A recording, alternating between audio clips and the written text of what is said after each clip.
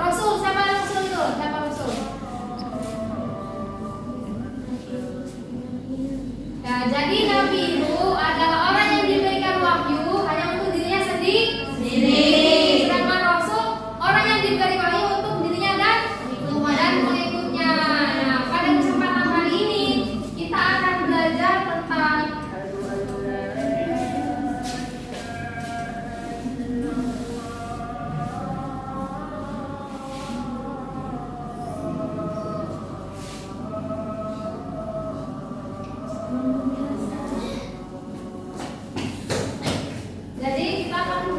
tentang berpakaian sesuai syariat Islam. Nah, kalau anak sekalian bertanya apa hubungannya dengan beriman kepada Nabi dan Rasul, hubungannya adalah Nabi dan Rasul itu orang yang membawa ajaran. Jadi apapun itu yang dilaksanakan oleh Rasul, baik itu perbuatan, kemudian dan cara berpakaian, kemudian mengimani Allah, itu sama dengan kita harus mengikuti apa yang sudah ditetapkan Rasul. Jadi orang yang senantiasa beriman kepada Rasul, maka dia senantiasa mengikuti ajaran syariat Islam. Sama dengan ini, dengan berpakaian ini.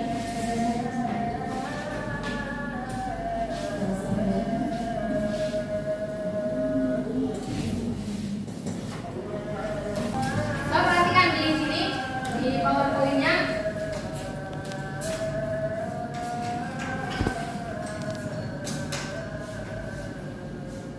Oke, coba perhatikan di sini. Jadi tujuan pembelajaran kita pada kali ini melalui model pembelajaran problem based learning. Siapa yang sudah mengetahui problem based learning atau pembelajaran berbasis masalah? Tidak tahu. Jadi nanti ibu akan memberikan gambaran atau artikel kepada kalian. Nanti kalian identifikasi sendiri apa masalahnya ya.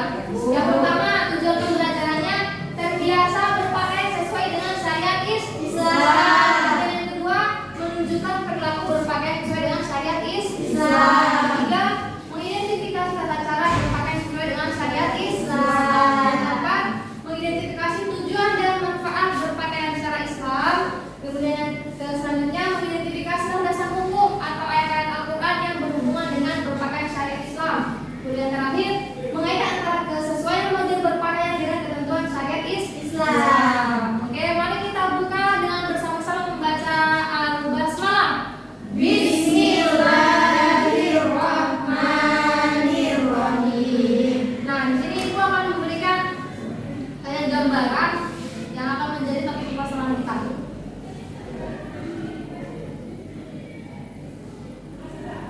Nah, coba perhatikan di sini.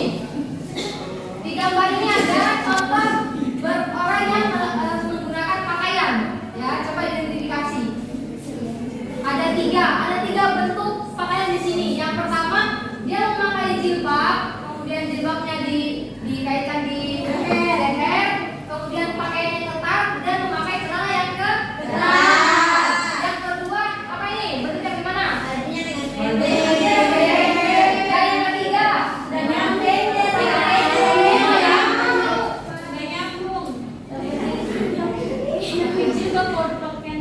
Nah, ini aja lebih parah. Coba lihat. Ini pakaian sudah ketat, kemudian tengah ini menunjukkan syariat atau tidak? Tidak. Kalau ini laki-laki ya, laki-laki. Jadi dalam ketentuan berpakaian itu bukan hanya perempuan yang diatur, tetapi laki-laki juga. Ya, namanya aurat.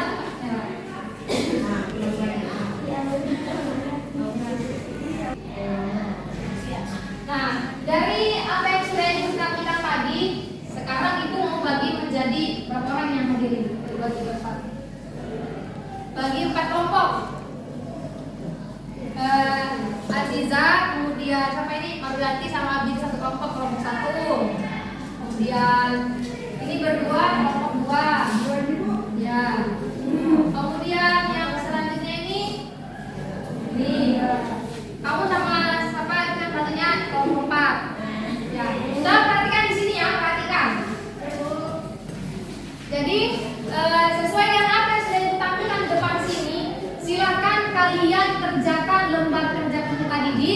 Kemudian itu kan sudah ibu bagi per kelompok satu konsep. Nah, nanti kalian diskusikan. Kemudian ketua kelompoknya bertanggung jawab. Bagi yang tidak mengerjakan yang tidak aktif, silakan dituliskan namanya. Karena nanti ibu akan ini akan apa namanya berkeliling siapa yang tidak aktif. Ya silakan dimulai.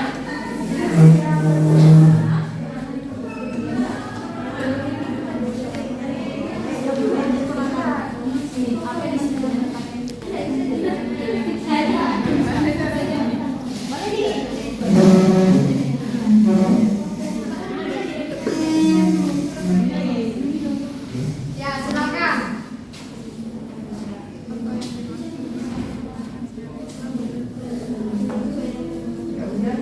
Jadi silakan berdiskusi sesuai dengan kelompoknya masing-masing.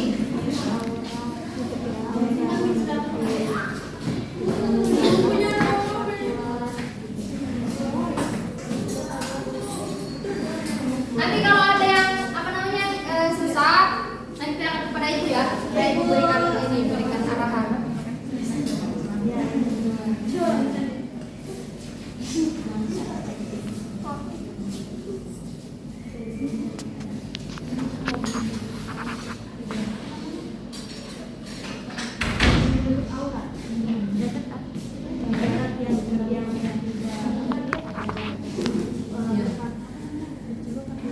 Silakan diskusikan dengan kelompoknya. Ibu kasih waktu paling lambat atau paling lama 10 menit. Silakan diskusikan dulu. Ya, ya terlalu lama katanya Siska. Jadi 5 menit saja.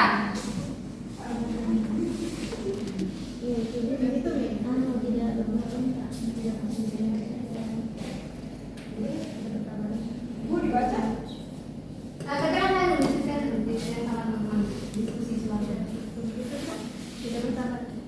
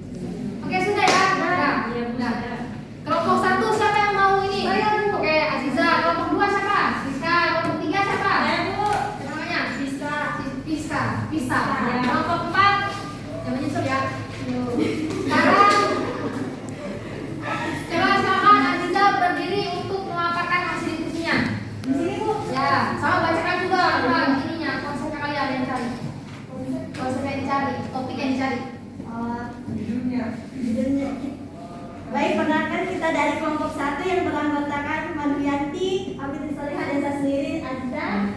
Dan itu apa yang dimaksud dengan berpakaian secara Islami dan bagaimana syarat-syarat berpakaian sesuai dengan syariat Islam. Berpakaian secara Islami adalah berpakaian sesuai dengan syariat Islam, yaitu bersopan, berakhlak Islam juga, dan berpakaian secara Islam itu bukan cuma perempuan saja, tapi laki-laki, dan menutup aurat juga. Auratnya perempuan itu dari kepala hingga ujung kaki kecuali telapak tangan dan muka. Bisa juga menutup cadar juga muka, itu sesuai dengan keyakinan masing-masing atau mazhabnya masing-masing. Terus kalau auratnya laki-laki itu juga dari pusar hingga menutupnya kaki. Nah, tapi kebanyakan sekarang banyak laki-laki yang tidak menutupnya gitu. Nah, terus bagaimana dengan sesuai dengan syariat Islam, yaitu kalau bagi perempuan tidak berpuluk unta, terus tidak bertabarus, tidak ketat juga, begitu memakai kaos kaki, kaki tidak bisa dia menutup juga. Sudah itu beri tepuk tangan untuk nanti setelah semua yang memaparkan maksudnya baru kita kasih tanya jawab. Bukan berdiri. Assalamualaikum warahmatullahi wabarakatuh. Waalaikumsalam. Saya perwakilan kelompok 2 dengan saya Poppy Kurniawati. Ketentuan atau tata cara berpakaian menurut atau sesuai syariat Islam. Yang pertama itu Silakan masuk. bagi wanita memakai kerudung atau jilbab yang menutup dada terdapat dalam Quran Surah An-Nur ayat 31. Yang kedua, menutup seluruh tubuh selain muka dan telapak tangan bagi wanita kecuali di hadapan mahramnya. Quran Surah Al-Ahzab ayat 59. Yang ketiga, berpakaian minimal menutup lutut dan pusar bagi pria. Yang keempat, bahan pakaian wanita tidak tembus pandang. Yang kelima, berpakaian tidak menyerupai wanita bagi pria, begitupun sebaliknya. Yang keenam, berpakaian tidak ketat. Yang ketujuh, tidak berlebih-lebihan. Pakaian jangan sampai menyapu tanah. Terakhir, berpakaian yang bersih dan indah. Oke, kita tepuk tangan dulu untuk kelompok 2. Next, kelompok 3, silakan. Bismillahirrahmanirrahim. Saya perwakilan dari kelompok 3 dengan rekan saya ada Nur Aisyah dan Dwi Juliatin. Di mana tema kami di sini itu manfaat dan hikmah berpakaian menurut Islam. Nah, manfaat dari menutup aurat itu yang pertama mencegah dari rasa cemburu pada pasangan hidup kita. Yang kedua menunjukkan diri sebagai seorang muslimah. Yang ketiga, mencegah timbulnya hawa nafsu lawan jenis. Yang keempat, menutup aib dan yang terakhir memberikan sesuatu yang spesial bagi pasangan. Masya Allah.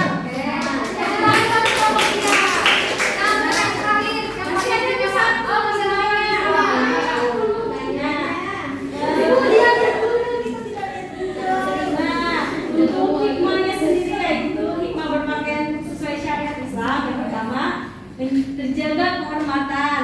Yang kedua, terjaga dari perilaku menyimpang. Yang ketiga, terhindar dari penyakit tertentu. Sekian dari saya. Wassalamualaikum warahmatullahi wabarakatuh.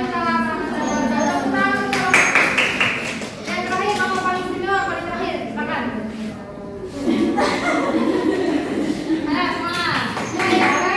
Assalamualaikum warahmatullahi wabarakatuh.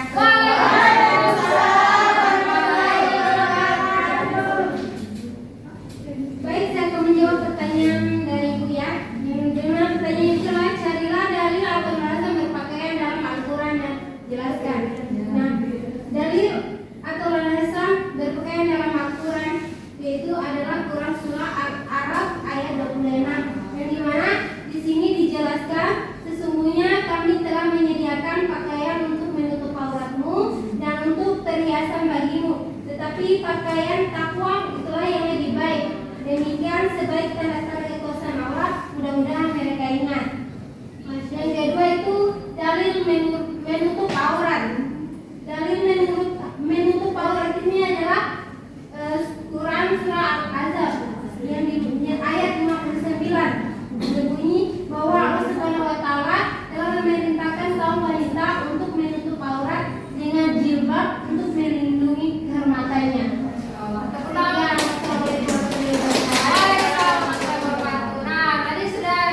dipaparkan hasilnya. Sebelum ibu mengumpulkan laporannya kalian, coba apakah ada yang memberikan tanggapan dari masing-masing kelompok? Bertanya ibu. Kelompok satu apa ada tanggapan? Saya ibu. Saya ibu bertanya pada ibu. Ya, saya. Menurut saya masih ganti tadi itu yang dari yang ada itu kolonnya itu dalam minggu apa tadi? Minggu tanah siapa? Kelompok dua dia. Jadi kolonnya itu dari apa tadi itu ada apa sih? Bayan maksudnya Iya, tanah. boleh ibu. Baju yang maksudnya Ya, coba berdiri. kenapa maksudnya? Coba lagi apa? Ya, bajunya jangan sampai tanah sekali gitu. Kelebihannya apa? Bahannya berlebih terlalu panjang. Iya, yang bertahan doang itu kayak kotor kalau Berarti biasanya. Tapi ibu tahu. Ada alasannya kenapa? Iya, tidak tahu. Jadi ibu luruskan ya. Jadi mungkin maksud dari kelompok dua itu tidak menyapu tanah. Maksudnya ya mungkin kalau misalnya teman-teman atau anak-anak sekalian berjalan di lantai itu kan tidak masalah karena ada kotoran. Tapi ketika kita di luar itu kan harus waspada jangan sampai ada kotoran. Kalau misalnya kita kena kotoran berarti najis dong maksudnya jelek kan? Itu kelompok dua. Ya apa lagi? izin ulang lagi. Ya silakan. Terus bagaimana tuh kalau misalnya ada yang mengatakan bahwasanya kalau misalnya satuan pertama ada kena najis terus satuan berikutnya kan mencucikan depan kan yang dapat kita ketahui bahwa tanah itu sebenarnya suci. Oke, jadi seperti ini. Untuk mewanti-wanti saja, memang kalau masih satuan pertama, kita kan tidak mengetahui apakah ada tanah itu ada campuran atau tidak, maka itu kan tidak masalah. Tapi kalau misalnya dengan sengaja kita mengetahui, misalnya nih, ibu memakai baju yang menyapu tanah, terus ibu berjalan di samping kandang ayam, sedangkan ibu sudah mengetahui itu ini kandang ayam. Ibu tetap aja berjalan, sedangkan ibu sudah tahu bahwa itu bisa jadi tercemar oleh kotorannya ayam. Tetapi ketika dengan pedenya ibu berjalan terus, ibu mau sholat dengan pakaian yang sama, itu berarti kesalahan dari siapa? Diri sendiri. Dari sendiri kan, karena sudah sadar tetapi tidak mau menanggulanginya, tidak mau menggantinya seperti itu. Ibu berarti tergantung tempat ya Mas? Ya, tempat. Tetapi walau alam lagi kita kembali kepada pendapat para ulama karena ada banyak pendapat yang mengeluarkan fatwa tentang itu. Ya, nah, itu juga menjadi tugasnya kalian nanti di rumah supaya mencari. Iya, Bu. Kelompok lain apa masih ada yang memberi tanggapan? Untuk kelompok 2, kelompok 3, sama kelompok 4? Sekarang kumpulkan hasil kerjanya. Silakan ditentukan. Kelompok 1. Nah, sekarang kita mau mengevaluasi hasil jawabannya kalian. Mulai dari kelompok 1. Ibu bacakan, kalau misalnya kalian setuju, bilang setuju, kalau tidak, bilang tidak ya. Nah, ini kelompok 1, topik permasalahannya mereka, apa sih yang dimaksud dengan berpakaian secara islami dan bagaimana syarat-syarat berpakaian sesuai dengan syariat Islam. Mereka menjawab, berpakaian secara islami adalah berpakaian sesuai dengan syariat Islam, kemudian sopan, berakhlak karimah Islam, kemudian menutup aurat dan tidak berkunuk unta, kemudian tidak bertabalin dan tidak ketat. Ya, setuju kalian? Setuju. Kemudian kelompok 2 tadi topiknya ketentuan tata cara berpakaian menurut atau sesuai syariat Islam. Mereka menjawab, bagi wanita memakai kerudung atau jilbab yang menutup dada. Nih, ini kan menutup dada atau tidak memperlihatkan. Biasanya kalau zaman sekarang kan diikat di lehernya kan. Ya. Kemudian yang kedua menutup seluruh tubuh. Paham maksudnya? Menutup seluruh tubuh. Kemudian berpakaian minimal menutup lutut dan pusar bagi pria. Jadi tadi sudah ditampilkan di depan tadi.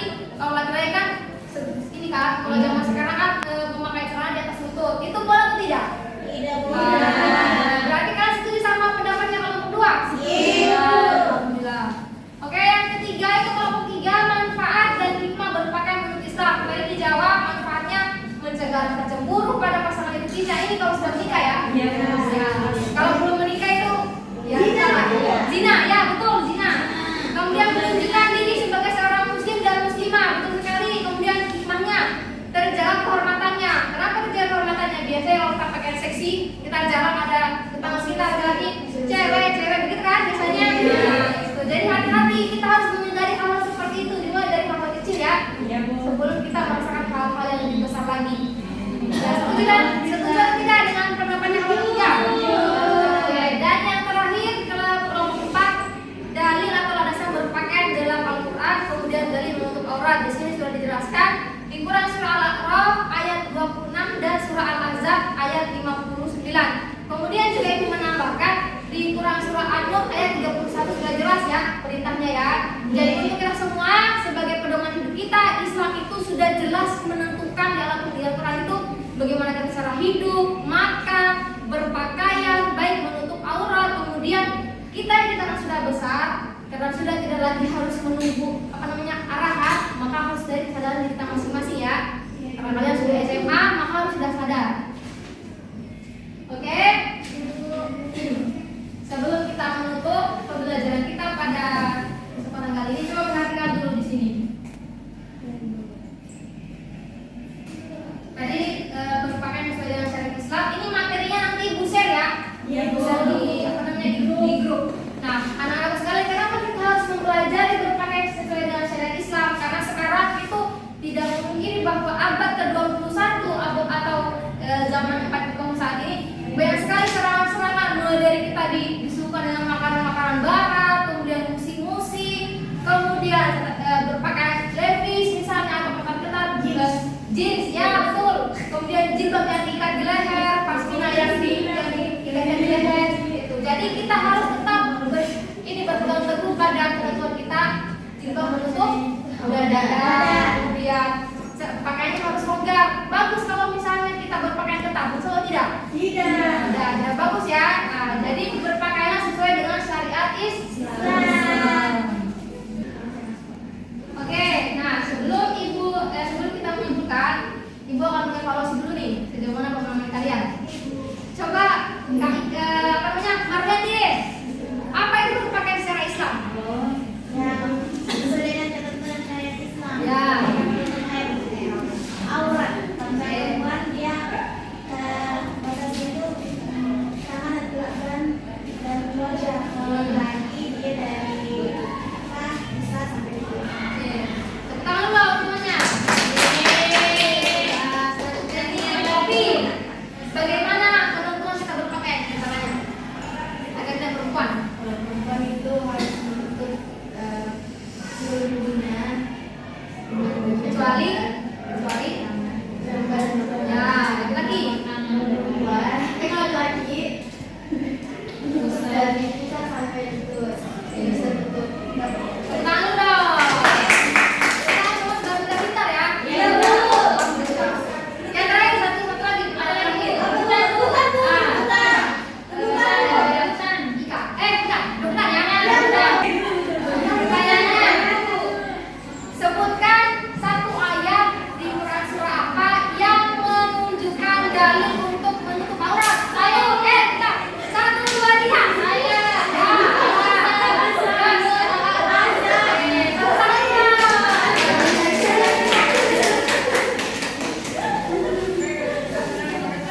Oke, sekarang siapa yang bisa menyimpulkan pembelajaran kita pada pagi hari ini? Aziza. Ya, silakan. Baik, dari ketentuan pertama dari ketentuan menggunakan pakaian sesuai syariat, yaitu kalau untuk perempuan harus menutupi seluruh tubuhnya kecuali telapak tangan dan wajah. Dan adapun dari yang mengatakan bahwa wanita itu harus menutup aurat, yaitu ada dalam surah An-Nur, Al-Ahzab dan Al-A'raf. Oke, buka dulu. Oke, jadi tadi sudah disampaikan oleh teman kita disebutkan bahwa berpakaian secara Islam itu adalah berpakaian menutup seluruh aurat kita ya, menutup seluruh aurat kita kecuali tangan dan wajah. Tapi bukan berarti bercadar tidak boleh ya, justru lebih bagus kita bercadar karena menghindari kita dari perbuatan zina.